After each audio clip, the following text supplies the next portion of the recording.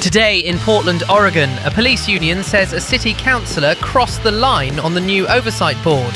City Hall is slugging it out over a $160 million budget hole, and statewide, the primary election flipped a few expectations on their heads. I'm Vixie Steele. This is Loud and Local in Portland. Let's get into it. First up, Portland Police Union accuses city councillor of overstepping in police oversight system. Look, here's the setup.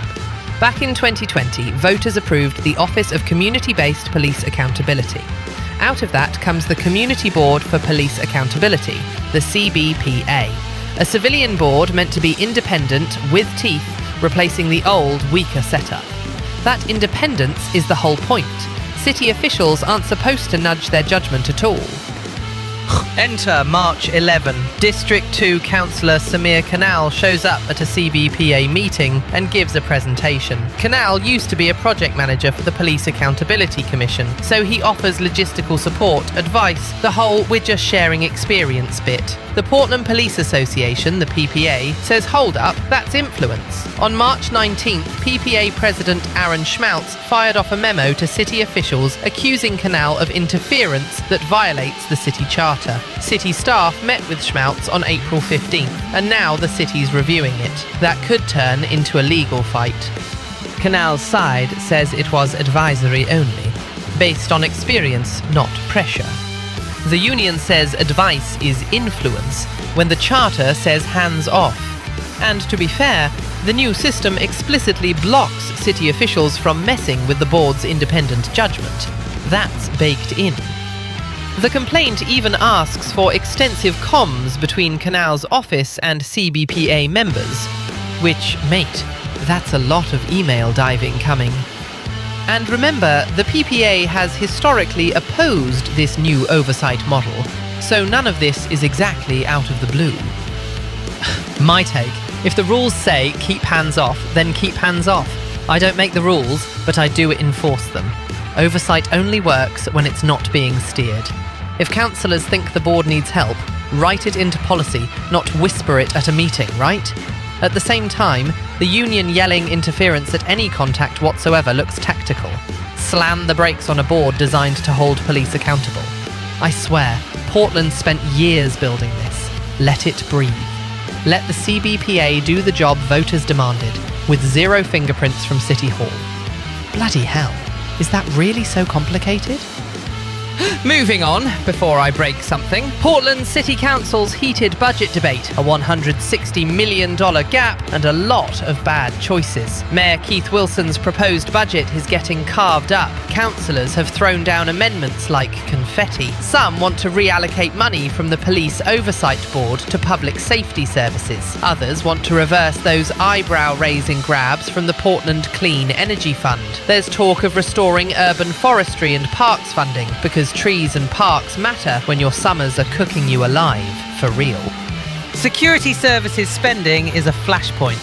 Folks are arguing whether we're just paying for private guards while public systems starve. Some amendments tanked on tied votes.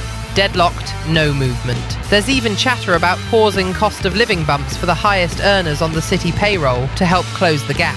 Which, honestly, makes sense before you slash frontline stuff. And we're hearing the cut management, protect union jobs refrain. Sounds neat, but numbers still have to add up. Here's what's grinding my gears. We've got tied votes on the biggest questions. Reallocate oversight cash or not. Reverse Clean Energy Fund raids or not. It's like the council brought a shrug to a knife fight. Priorities, people. Public safety includes accountability, includes climate resilience, includes basic parks upkeep. You can't pick just one and call it solved. If every tough call ends in a tie, nothing gets fixed. We just spin our wheels while the hole gets deeper. Jesus Christ, choose something and stand by it. All right, let's keep this train wreck rolling. Portland City Councillors challenge Mayor's budget with potential changes to the Climate Fund and public safety. We're still in the same cage match, so let's get specific. There's a proposal to divert around $10 million from the Police Oversight Board to plug public safety services. Immediate Band-Aid energy. Urban forestry and parks funding are on the chopping block unless amendments restore them. and the Portland Clean Energy Fund, designed for climate justice and long-term resilience, is getting tugged at like a free hoodie on a merch table. Councillor Samir Kanal, for his part, has floated using opioid settlement dollars for alternative response programs. That's at least matching funds to actual need. But the headline fight is still that oversight to public safety reallocation. Are we really going to defund the watchdog to feed the guard dog? That's short-term clever and long-term stupid. You need both.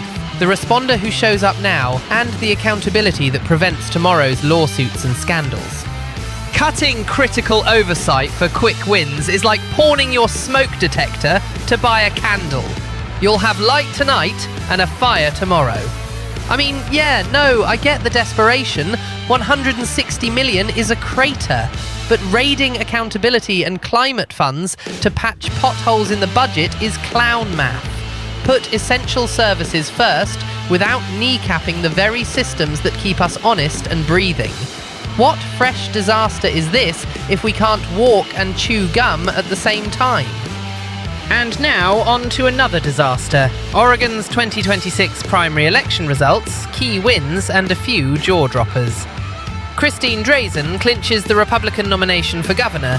That's a familiar face back in the ring.